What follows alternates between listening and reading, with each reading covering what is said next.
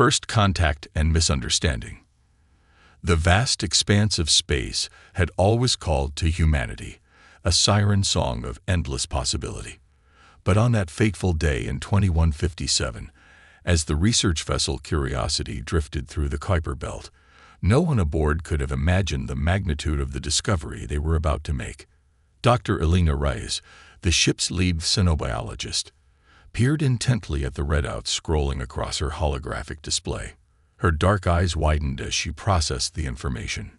"Captain Harris," she called out, her voice trembling with excitement. "You need to see this."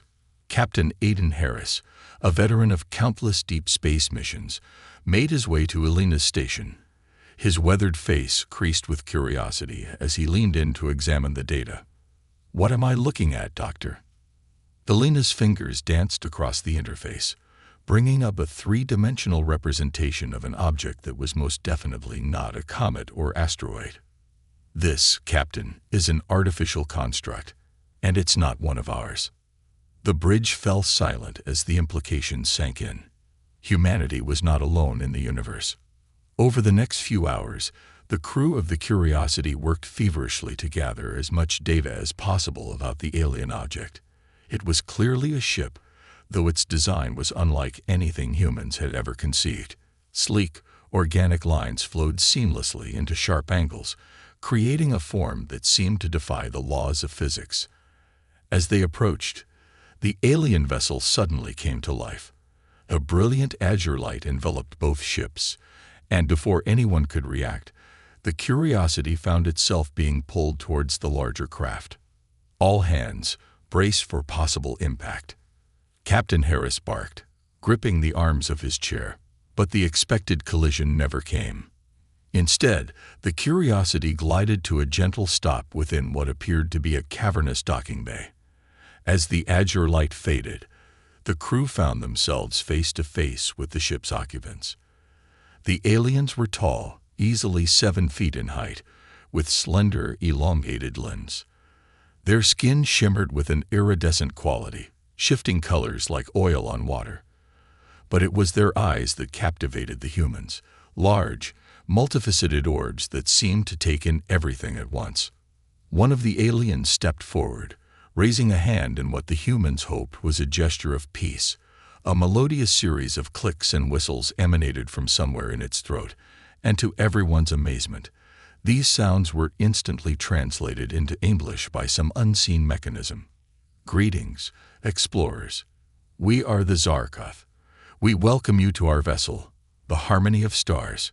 Captain Harris, drawing on years of diplomatic training, stepped forward to represent humanity. "I am Captain Aiden Harris of the Earth research vessel Curiosity. We come in peace and friendship." The alien, who introduced itself as Anxifil, lead communicator of the Harmony of Stars, seemed pleased by this response. Over the next few hours, the two species engaged in a whirlwind of cultural exchange. The Zarkoth, it turned out, were a highly advanced civilization that had been exploring the galaxy for millennia. As the initial excitement began to wane, Dr. Elena Reyes couldn't shake a growing sense of unease. The Zarkoth were undoubtedly advanced, but there was something in their manner, a subtle condescension, perhaps, that set her on edge. Her suspicions were confirmed when the topic of technology arose. Anxthal was examining a handheld laser cutter that one of the engineering crew had been using for repairs. "Fascinating," the alien mused, turning the device over in its elongated fingers. "You still rely on such primitive methods." Captain Harris bristled at the comment, but maintained his diplomatic composure. "Our technology may seem simple to you, but it has served us well in our exploration of space." Anxthal made a sound that might have been a chuckle. Of course. We meant no offense. It's just that we abandoned particle beam technology eons ago. It's so inefficient." Dr. Reyes couldn't contain herself any longer. "Inefficient. Our laser technology is highly advanced. We use it not just for cutting, but for communication, medical procedures, and even propulsion." The alien's multifaceted eyes seemed to shimmer with amusement. "Ah, yes. We observe your quaint light sail when you approach. A clever solution, I suppose, for a species at your level of development." The condescension in Anxithal's tone was unmistakable now. Captain Harris shot a warning glance at Dr. Reyes, silently urging her to hold her tongue. They couldn't afford to antagonize these advanced beings, no matter how insulting they might be. As the tour of the Harmony of Stars continued, the divide between human and Zarkov technology became increasingly apparent. The aliens seemed to manipulate energy and matter with ease, their ship responding to mere thoughts. In comparison, the systems aboard the Curiosity must have seemed like stone tools to the Zarkov. Despite the growing tension, both sides maintained a veneer of politeness. The Zarkov shared some of their star charts, revealing a galaxy teeming with life and civilization. Humanity, it seemed, had been living in a small, quiet corner of the universe all this time. As the human crew prepared to return to their ship, Anxthal approached Captain Harris with what appeared to be a gift, a small crystalline sphere that pulsed with an inner light. "A token of our meeting," the alien explained. "It contains a fraction of our historical and cultural database. We hope it will help your species advance." The patronizing tone was impossible to miss, but Harris accepted the gift with as much grace as he could muster. "Thank you. We look forward to learning from it, and to future interactions between our peoples." As the Curiosity disengaged from the Harmony of Stars, the mood aboard the human vessel was mixed. Excitement at the monumental first contact warred with indignation at the Zarkov's attitude. Dr. Reyes cornered Captain Harris in his ready room. "Captain, we can't just let this go. The way they dismissed our technology, our entire civilization, it's unacceptable." Harris sighed, rubbing his temples. "I understand your frustration, Doctor, but we're dealing with a species far more advanced than our own. We can't afford to make enemies of them. So we just accept their condescension, allow them to treat us like children." "For now, yes," Harris replied firmly. "Our priority is to get this information back to Earth. Let the politicians and diplomats figure out how to deal with the Zarkov long term." But as the Curiosity set course for home, events were unfolding that would make the captain's cautious approach moot. The Zarkov, it seemed, had their own plans for humanity. Aboard the Harmony of Stars, Anxthal was in conference with the ship's overseer, a being of such advanced age and wisdom that its body was little more than a shimmer of light. "These humans," Anxthal reported, "they are primitive, but not without potential. Their use of particle beam technology is surprisingly sophisticated, given their level of development." The overseer's response came not in words, but in pure thought. A species that clings to outdated methods is a species that resists true progress. They could be a destabilizing influence in this sector. Anxthal considered this. "What do you suggest, Overseer?" "We will give them a choice. Submit to our guidance, abandon their primitive ways, and join galactic society as a protectorate, or be removed from the equation entirely." As the Curiosity raced towards Earth, blissfully unaware of the decision that had just been made, the crew couldn't shake the feeling that everything was about to change. Humanity had reached for the stars and made contact with an advanced civilization. But instead of ushering in an era of enlightenment and cooperation, they found themselves on the brink of a conflict that would test the very limits of human ingenuity and determination. Little did the Zarkov know, their dismissal of humanity's primitive technology would prove to be their gravest mistake.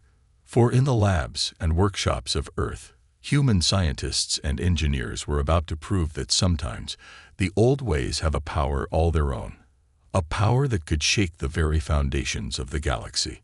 The ultimatum and preparations, the return of the Curiosity to Earth, was met with a mixture of jubilation and trepidation. As news of first contact spread across the globe, humanity grappled with the realization that they were no longer alone in the universe. But the excitement of this cosmic revelation was tempered by the unsettling details of the encounter. In the halls of power, leaders and diplomats pored over the data brought back by Captain Harris and his crew. The gift from the Zarkov, The crystalline sphere containing their historical and cultural database proved to be a treasure trove of information, but it also highlighted the vast technological gap between the two civilizations. Dr. Elena Reyes found herself at the center of a whirlwind of debriefings and strategy sessions. Her expertise in xenobiology, combined with her first-hand experience with the Zarkov, made her an invaluable asset. They're not just advanced, she explained to a room full of military brass and government officials. They're so far beyond us technologically that they view us as little more than clever animals. General Zhang, a stern-faced woman with a reputation for brutal honesty, leaned forward. In your opinion, Doctor, do they pose a threat? Elena hesitated, choosing her words carefully. Their attitude was one of condescension, not outright hostility. But their dismissal of our technology and achievements, it's concerning. I fear they may see us as a primitive species in need of guidance, whether we want it or not. The room erupted into heated discussion, but it was cut short by an aide bursting through the doors. Mr. President, he gasped, we're receiving a transmission. It's from the Zarkov. Within minutes, the transmission was being broadcast worldwide. The iridescent face of Anxithel filled screens across the globe, its multifaceted eyes seeming to stare into the soul of every human watching. People of Earth, the alien began, its melodious voice somehow managing to sound both soothing and menacing. We have observed your civilization and found it wanting. Your reliance on outdated technologies and your fractious nature make you a potential threat to galactic stability. A collective gasp rose from billions of throats as Anxthel continued. We offer you a choice. Submit to our guidance, abandon your primitive ways, and join galactic society as a protectorate under our benevolent rule. Or, the alien's eyes shimmered ominously. Persist in your backwards practices, and we will be forced to remove your species from the equation. You have 1 Earth month to decide. Choose wisely. As the transmission cut off, the world erupted into chaos. Panic gripped cities across the globe, while governments scrambled to formulate a response. In the end, humanity's choice was clear. They would not submit. The next few weeks saw a flurry of activity unlike anything in human history. Old rivalries were set aside as nations pooled their resources and knowledge. Every scrap of information gleaned from the encounter with the Zarkov was analyzed, every possible advantage explored. Dr. Rice found herself working alongside Dr. Hiroshi Tanaka, a brilliant physicist whose work on advanced laser systems had been largely theoretical. Until now, the Zarkov may have dismissed our laser technology, Hiroshi explained, his eyes gleaming with excitement. But that's because they don't understand how far we've pushed it. We've been working on something that could change everything. Elena leaned in, intrigued. What do you mean? Hiroshi pulled up a holographic display, showing a complex network of energy pathways. We've developed a method of creating laser beams that are essentially invisible in space. By fine-tuning the wavelength and energy dispersion, we can make the beams undetectable until they hit their target. But how is that possible? Elena asked, her scientific curiosity piqued. The Zarkov have sensors far more advanced than ours. Hiroshi grinned.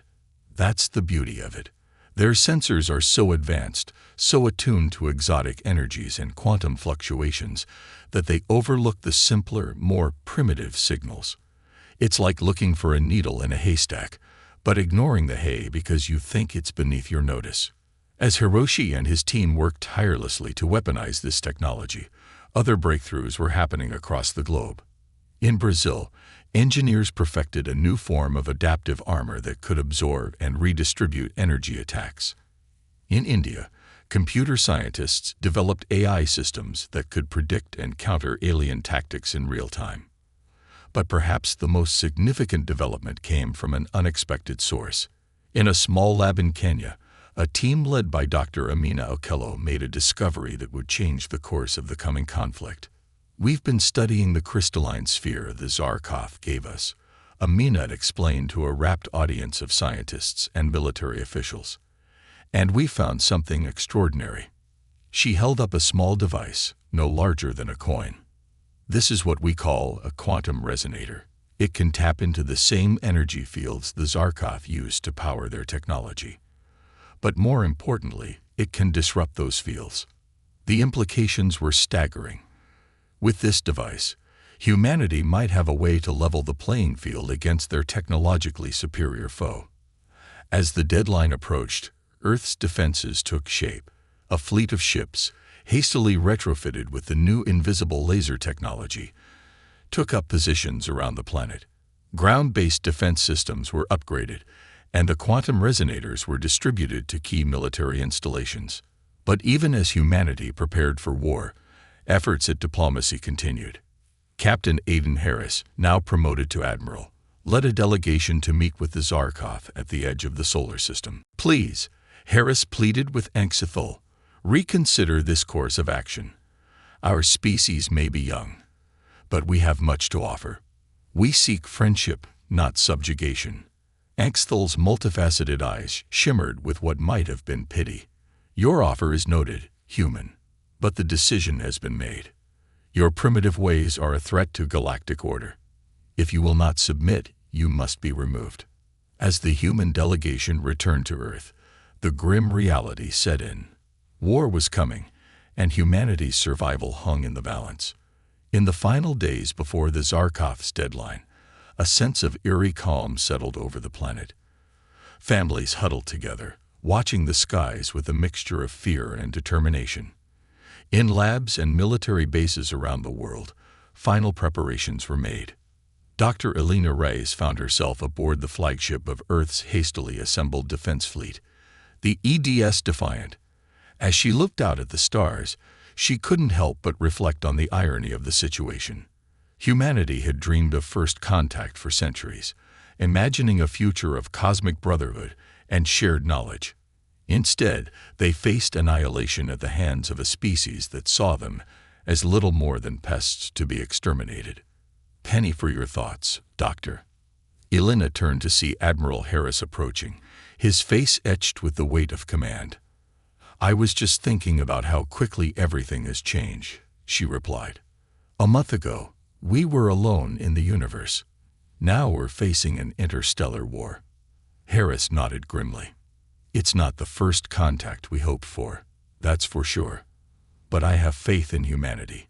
We've faced extinction before, ice ages, plagues, our own destructive tendencies. Each time, we've survived and grown stronger. Do you really think we have a chance?" Elena asked, voicing the doubt that nagged at everyone's minds. The Admiral's eyes hardened with determination. "We have to believe we do. The Zarkov may have advanced technology, but they've underestimated us. That's their weakness, and we're going to exploit it." As if on cue, alarms began blaring throughout the ship. A young ensign rushed up, her face pale. "Admiral, we're detecting multiple Zarkov ships entering the solar system. They're heading straight for Earth." Harris straightened, his voice calm but filled with steel. "So it begins. All hands to battle stations. May whatever gods might be out there watch over us all." As the crew of the Defiant rushed to their posts, Elena felt a strange mix of terror and exhilaration. Humanity stood on the precipice, facing a threat unlike any they had ever encountered. But they did not stand alone. Across the planet, and throughout the solar system, billions of souls stood united, ready to fight for their right to exist. The Zarkov fleet appeared on the edge of the solar system, a vast armada of sleek, otherworldly vessels that seemed to bend the very fabric of space around them. As they approached, humanity held its breath, clinging to hope and the strength of their indomitable spirit. Little did the Zarkov know they were about to face an enemy far more resourceful and determined than they had ever imagined. Humanity's primitive technology, dismissed so casually, was about to prove its worth. The battle for Earth, and for the future of human civilization, was about to begin. The battle begins. The void of space erupted into chaos as the Zarkov fleet entered the solar system. Their ships, vast and gleaming, moved with an otherworldly grace that belied their deadly purpose. Earth's defenders watched with a mixture of awe and terror as the alien armada approached, their sensors struggling to keep track of the advanced vessels. Aboard the EDS Defiant, Admiral Harris stood at the command center, his face illuminated by the holographic display of the unfolding battle. "All ships, hold position," he ordered, his voice steady despite the tension that gripped everyone on board. "Wait for them to make the first move." Dr. Elena Reyes stood nearby, her scientific mind racing as she analyzed the Zarkoth fleet's formation. "They're spreading out," she observed. "It looks like they're trying to encircle us." Harris nodded grimly. "Classic pincer movement. They're not taking any chances." Suddenly, the space between the two fleets lit up with a dazzling array of energy beams. The Zarkoth had opened fire, their weapons lashing out with terrifying precision. Several human ships exploded instantly, caught off guard by the speed and power of the alien assault. "Return fire," Harris bellowed. "All ships, engage at will." The human fleet responded, their newly developed invisible laser technology springing into action. Beams of concentrated light, imperceptible to the naked eye, streaked across space. The Zarkoth, confident in their superior sensors, were caught completely by surprise as the invisible lasers struck their ships, carving deep gashes in their seemingly impenetrable hulls. Enxithal, aboard the Zarkoth flagship Celestial Judgment, stared in disbelief at the damage reports flooding in. Impossible, it chittered to its subordinates. Their primitive weapons shouldn't be able to penetrate our defenses. Back on the Defiant, a cheer went up as the crew witnessed the effectiveness of their new weapons. But the celebration was short-lived. The Zarkoth, quickly adapting to the unexpected threat, began evasive maneuvers. Their ships danced through space with impossible agility, making targeting increasingly difficult. "They're adapting faster than we anticipated," Dr. Rice warned, her eyes fixed on the tactical display. "We need to change our strategy." Admiral Harris nodded, his mind racing through potential options. "Deploy the quantum resonators," he ordered. "Let's see how they handle a taste of their own medicine." Across the human fleet, small, coin-sized devices sprang to life. The quantum resonators, based on the technology gleaned from the Zarkoth's gift, began emitting waves of energy that interfered with the alien ship's systems. The effect was immediate and dramatic. Several Zarkoth vessels suddenly lost power, drifting helplessly in space. Others began moving erratically, their navigation systems thrown into disarray. Enxithal, witnessing the chaos unfolding around its flagship, felt something it had never experienced before. Fear. "How is this possible?" it demanded. "These humans, they're using our own technology against us." But the Zarkoth were not so easily defeated. With a thought, Enxithal activated the fleet's adaptive protocols. The alien ships began to shimmer, their very structure reconfiguring to counteract the effects of the quantum resonators. "Admiral," one of the Defiant's officers called out, "the Zarkoth ships are changing. Our resonators are losing effectiveness." Harris gritted his teeth. They had known this advantage wouldn't last forever, but he had hoped it would buy them more time. "Concentrate fire on the damaged ships," he ordered. "We need to press our advantage while we still have it." The battle raged on, a deadly dance of light and energy playing out against the backdrop of the solar system. Human ingenuity clashed with Zarkoth technological superiority, neither side willing to give ground. As the conflict intensified, the battle spread throughout the solar system. Zarkoth scout ships pushed past the main defensive line, making their way towards Earth. The inner planets became a battleground, with skirmishes erupting in the skies of Mars and in the swirling storms of Jupiter. On Earth, the population watched the unfolding war with a mixture of terror and hope. In cities around the globe, people huddled in shelters, their eyes fixed on screens showing the distant flashes of combat. But humanity's spirit remained unbroken.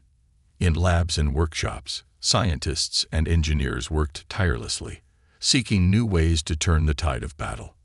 Dr. Hiroshi Tanaka, monitoring the conflict from his lab in Tokyo, noticed something peculiar about the Zarkov energy weapons. Their beams, he muttered to himself, they're not just weapons. They're carrying data. Working feverishly, Hiroshi and his team began analyzing the energy signatures of the Zarkov weapons. What they discovered would change the course of the war. The Zarkov aren't just firing energy beams, Hiroshi explained to a hastily assembled group of military and scientific leaders. They're using them to transmit tactical data and commands. If we can decrypt this data, we could predict their movements. General Zhang finished, her eyes widening with realization. Maybe even feed them false information. As this new strategy was relayed to the fleet, the human defenders found themselves with a crucial advantage. By analyzing the Zarkov energy weapons, they could anticipate the aliens' tactics, staying one step ahead of their technologically superior foe. Back in space, the battle had reached a fever pitch. The Defiant shuddered as it took a direct hit from a Zarkov cruiser. Damage report. Harris barked, steadying himself against his command console. Hull breach on decks 5 through 7, came the response. Emergency force fields are holding, but we can't take another hit like that. Dr. Reyes, who had been analyzing the Zarkov attack patterns, suddenly straightened. Admiral, she called out, I think I've found a weakness in their formation. If we can lure their flagship out of position. Harris nodded, immediately grasping her plan. It's risky, but it might be our best shot. All ships, prepare for Maneuver Omega. Let's show these aliens what humanity is really capable of. The human fleet began to move in perfect synchronization, executing a complex series of maneuvers that seemed to defy conventional tactics. The Zarkov, their strategic algorithms unable to predict this unorthodox approach, found their formation broken and scattered. HFY, watching its carefully planned assault crumble, made a critical error. In its desperation to regain control of the battle, it pushed the Celestial Judgment forward, trying to rally its forces. Now, Harris shouted, all ships, concentrate fire on the Zarkov flagship. A barrage of invisible lasers and conventional weapons fire converged on the Celestial Judgment. The massive alien vessel's defenses, formidable as they were, buckled under the onslaught. Explosions blossomed across its hull as critical systems failed. On the bridge of the crippled flagship, HFY stared in disbelief at the devastation around it.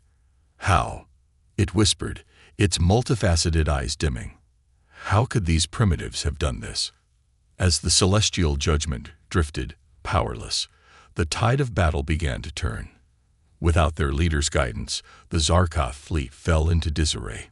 Human ships, emboldened by their success, pressed their advantage, picking off the confused alien vessels one by one. But victory, it seemed, would not come without a price. As the Zarkov fleet crumbled, a group of their most powerful warships broke through the human defenses, making a desperate push towards Earth. They're going to try and take out as many population centers as they can, Harris realized, his face grim. We can't let them reach the planet. The Defiant and a handful of other ships peeled off from the main battle, racing to intercept the Zarkov attack force. It would be close, too close. As the alien ships entered Earth's atmosphere, humanity held its collective breath. In cities around the world, people emerged from their shelters, looking to the skies with a mixture of fear and defiance. If this was to be their last moment, they would face it standing tall. The Zarkov warships, their hulls glowing red-hot from atmospheric entry, prepared to rain destruction upon the planet below. But in that moment, humanity's spirit shone brighter than any alien weapon. Ground-based defense systems, hastily prepared in the weeks leading up to the invasion, sprang to life. Invisible laser arrays, hidden in mountaintops and desert plains, lashed out at the incoming ships. The quantum resonators, distributed across the globe, created a web of disruptive energy that further confounded the alien attackers. And from orbit, the Defiant and its companions arrived, catching the Zarkov in a devastating crossfire. One by one, the alien warships fell, breaking apart in spectacular displays that lit up the skies over every continent. As the last Zarkov ship crashed into the Pacific Ocean, a stunned silence fell over the planet. Then, slowly at first but quickly building, a cheer rose up from every corner of the globe. Humanity had faced its greatest challenge and emerged victorious. Aboard the Defiant, Admiral Harris allowed himself a small smile. "Send word to all ships and ground forces," he ordered. "The Zarkov fleet has been defeated. Earth is safe."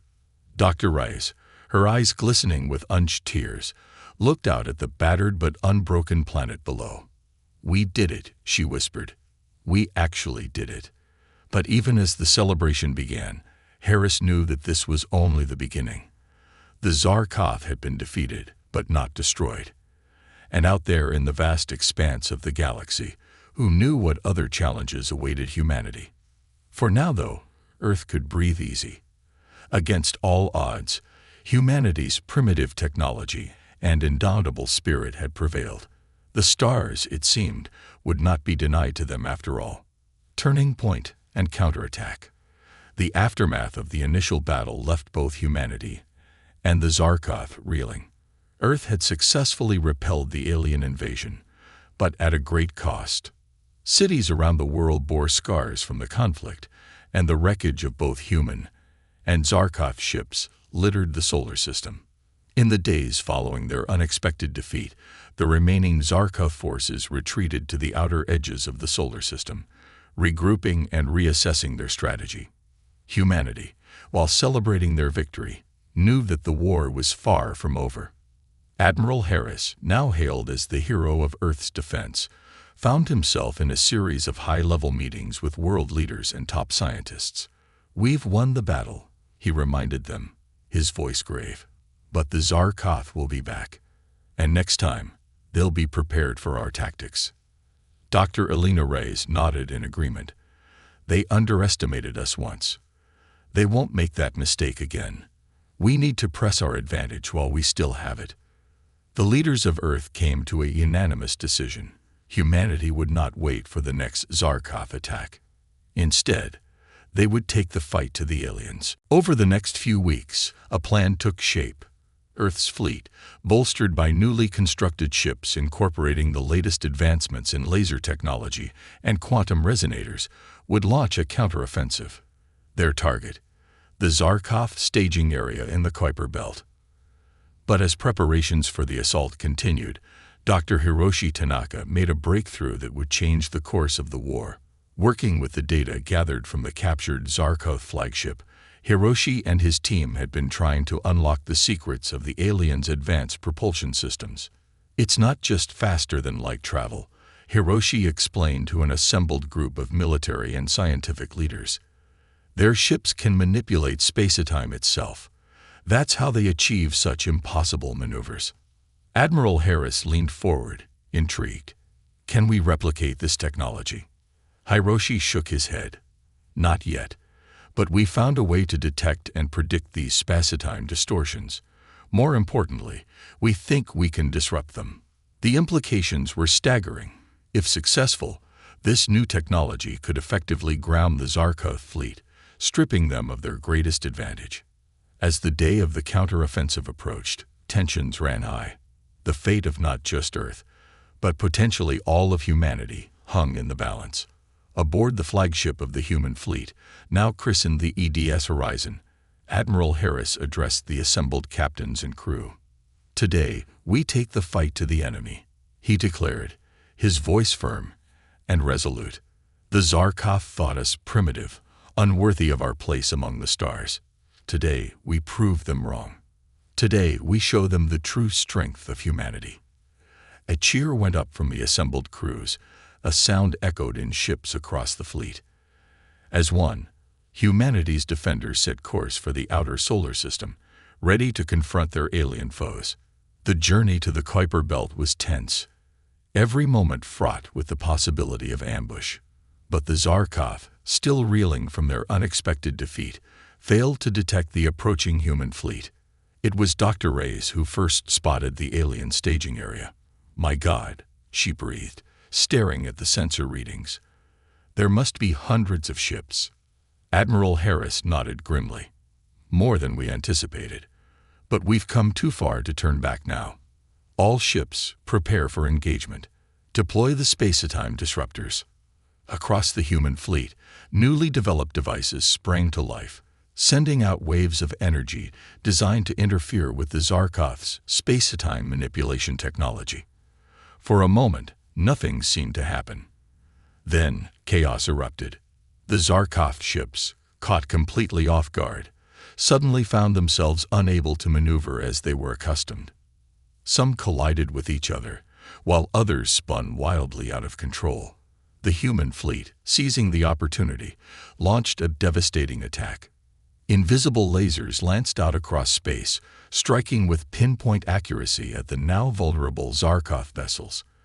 Conventional weapons followed, a barrage of missiles and energy weapons that overwhelmed the aliens' defenses.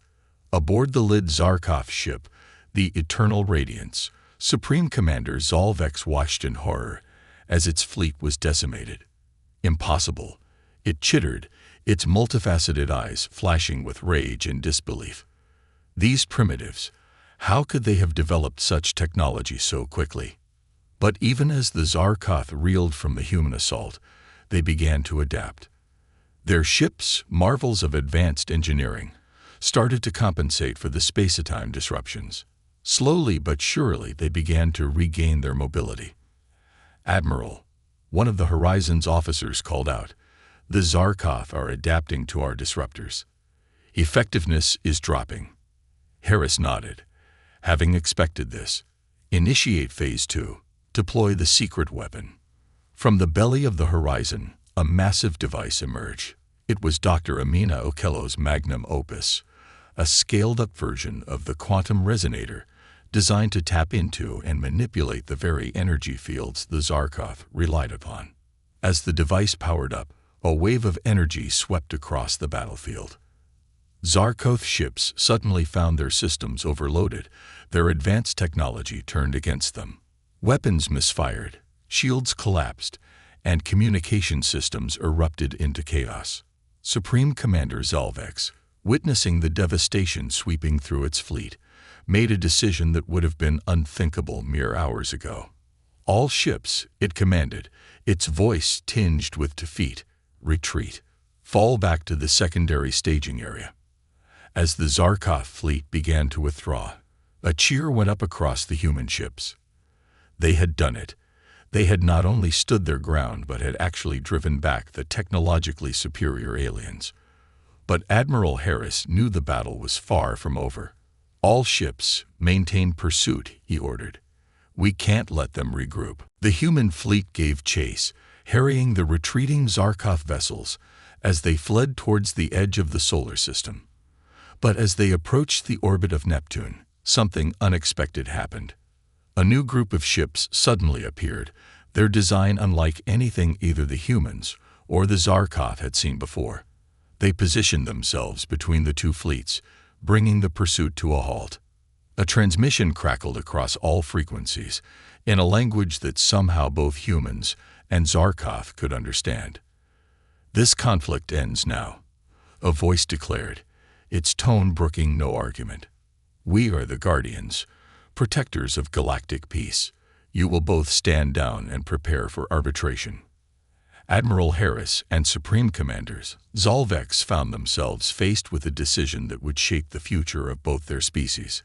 Fight these new arrivals and risk destruction, or submit to their authority and seek a diplomatic solution. In that moment, Harris remembered the words of Dr. Reyes from what seemed like a lifetime ago. "We sought friendship, not subjugation." Perhaps, he thought, there was still a chance for that friendship, if not with the Zarkov, then with these Guardians and whatever other species awaited them among the stars. "This is Admiral Aiden Harris of Earth," he transmitted, his voice steady. "We are willing to stand down and participate in arbitration." After a moment's hesitation, Zolvex's voice joined the channel. "The Zarkov Dominion also agrees to these terms."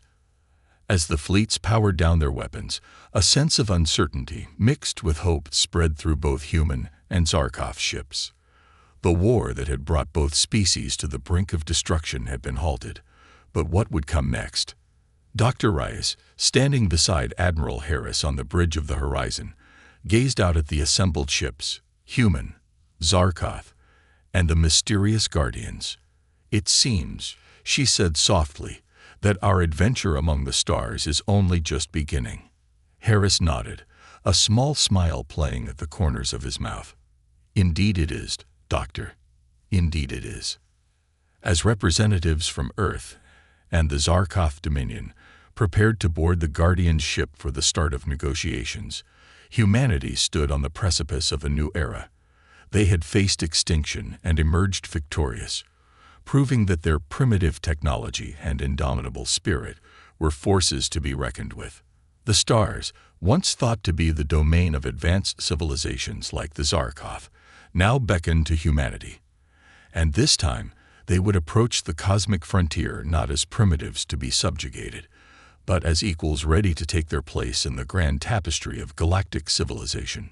The war was over, but humanity's greatest adventure was just beginning. The universe, it seemed, held far more wonders and challenges than anyone, human or Zarkoth, had ever imagined. Resolution and reflection. The Guardian ship, a massive structure that seemed to defy the laws of physics, dwarfed both the human and Zarkoth vessels. As the diplomatic parties from both sides were escorted aboard, an air of tense anticipation filled the cavernous meeting chamber. Admiral Aiden Harris led the human delegation, accompanied by Dr. Elena Reyes and a small team of Earth's brightest minds. Across the room, Supreme Commander Zalvex and its advisors represented the Zarkoth, their iridescent forms shimmering under the chamber's ethereal lighting. Between them stood the Guardians, beings of pure energy, their forms barely contained within translucent suits that gave them a vaguely humanoid shape. The lead Guardian, introducing itself as Arbiter Xylon, addressed the assembled groups. "For millennia, we have watched over this sector of the galaxy, intervening only when absolutely necessary." Xylon's voice resonated in their minds. "The conflict between your species has forced our hand. It is time for both of you to take your place in the greater galactic community. But first, you must resolve your differences." What followed was a grueling series of negotiations that stretched on for days. The humans argued passionately for their right to exist and expand, while the Zarkoth struggled to reconcile their long-held beliefs about their own superiority with the reality of humanity's achievements. Dr. Reyes, drawing on her expertise in xenobiology and her first-hand experience with the Zarkoth, played a crucial role in bridging the gap between the two species. "We're more alike than different," she explained to both delegations. "Both of our species are driven by curiosity, by the desire to explore and understand the universe around us. We've just taken different paths to get here." Slowly but surely, progress was made. The Zarkoth, humbled by their defeat and impressed by humanity's rapid technological advancements, began to see humans in a new light. Supreme Commander Zalvex, in a moment of profound realization, addressed Admiral Harris directly. "We were wrong about your species," Zalvex admitted, its multifaceted eyes shimmering with what might have been respect. "We saw your reliance on particle beam technology as a sign of primitivism, but we failed to recognize the ingenuity behind it. Your ability to innovate and adapt, it is a strength we had not anticipated." Harris nodded, accepting the admission with grace. "And we have much to learn from you as well," he replied. "Your advanced technology, your understanding of the universe, these are things that could benefit humanity greatly. Perhaps, instead of enemies, we could become teachers to one another." As the negotiations progressed, a framework for peace began to take shape. The Zarkoth agreed to recognize Earth and its colonies as sovereign territory, while humanity pledged to share its unique technological innovations. Both species would work together to repair the damage caused by the war, with the Guardians overseeing the process to ensure fairness. But the most significant outcome of the negotiations was the establishment of the Galactic Council of Emerging Species. This new body, with representatives from Earth, the Zarkov Dominion, and overseen by the Guardians, would serve as a platform for peaceful cooperation and cultural exchange. As the final documents were signed, Arbiter Xelon addressed the assembled delegates once more. Today marks a new beginning, not just for your species, but for this entire sector of the galaxy. The road ahead will not be easy, but together you have the potential to achieve greatness beyond imagination. With the peace accord signed, the human and Zarkoth delegations prepared to return to their respective worlds. But before they departed, Supreme Commander Zolvex approached Dr. Reyes with an unexpected proposal.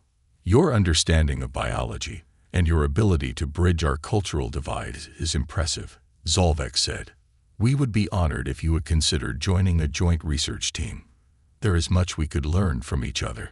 Reyes, her eyes wide with excitement at the prospect, glanced at Admiral Harris, who nodded his approval. I would be delighted, she replied, her voice filled with enthusiasm. As the Earth delegation boarded their ship for the journey home, Admiral Harris found himself reflecting on the incredible journey that had brought them to this point. From first contact to the brink of extinction, and now to the cusp of a new era of galactic cooperation, it was almost too much to comprehend. The return to Earth was met with jubilant celebrations. People poured into the streets, cheering as the heroes of the war touched down. But amidst the joy, there was also a sense of profound change. Humanity knew that nothing would ever be the same again. In the months that followed, the effects of the peace accords began to ripple across both human and Zarkoth societies. On Earth, advancements in technology accelerated at an unprecedented rate as scientists and engineers incorporated Zarkoth knowledge into their work. Cities damaged in the war were rebuilt using a blend of human ingenuity and alien techniques, resulting in structures that seemed to defy the laws of physics. The Zarkoth, for their part, experienced a cultural renaissance. Exposure to human art, music, and philosophy challenged their long-held beliefs about the nature of intelligence and creativity. Many young Zarkoth began to question the rigid hierarchies of their society, inspired by human concepts of individual freedom and democracy. Dr. Reyes, now heading the Joint Human Zarkoth Research Initiative, made breakthrough after breakthrough. Her team's work on combining human adaptive thinking with Zarkoth technology led to advancements in medicine, environmental restoration, and space exploration that benefited both species. Admiral Harris, hailed as a hero of the war, found himself in a new role as Earth's representative on the Galactic Council of Emerging Species. In this capacity, he worked tirelessly to ensure that humanity's voice was heard as they took their first steps into the wider galactic community. But perhaps the most profound change came in how both humans and Zarkoth viewed their place in the universe. The war had taught both species valuable lessons about the dangers of arrogance and the importance of cooperation. 5 years after the signing of the peace accords, a joint human Zarkoth expedition set out to explore beyond the boundaries of known space. The ship, fittingly named Unity, carried a crew of both species, their mission to seek out new life and new civilizations. As the Unity prepared to make its first jump into uncharted territory, Captain Aria Chen, a prodigy of Admiral Harris, addressed her diverse crew. Humans and Zarkoth stood side by side, united in their quest for knowledge and understanding. Today, we embark on a journey our ancestors could only dream of, Chen declared, her voice filled with passion.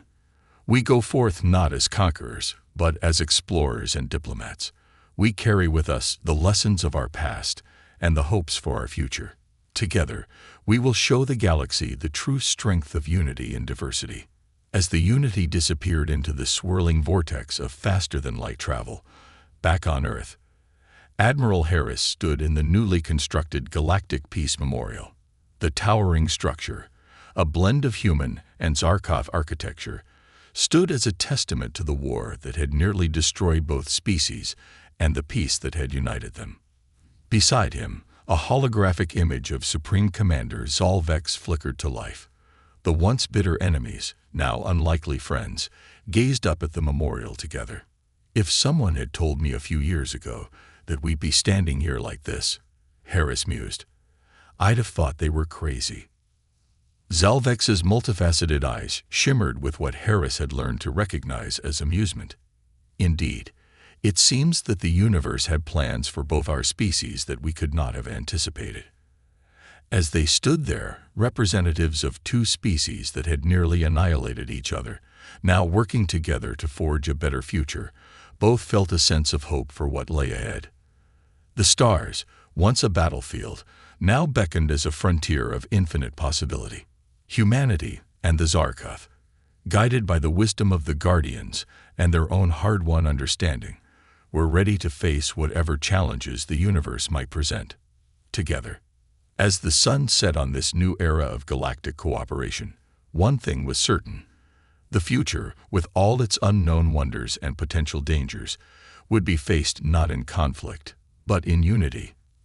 The greatest adventure in the history of both species was just beginning.